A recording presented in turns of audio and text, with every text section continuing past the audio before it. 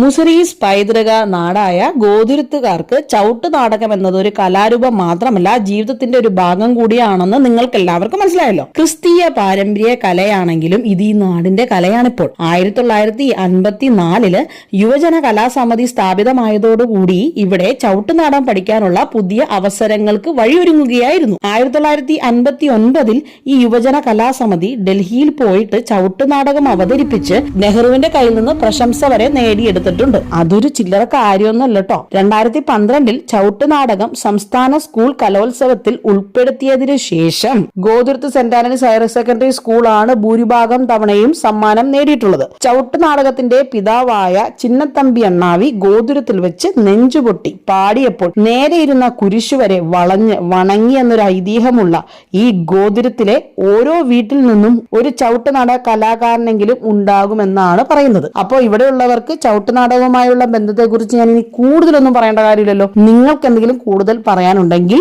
Comment ബോക്സിൽ രേഖപ്പെടുത്തുക.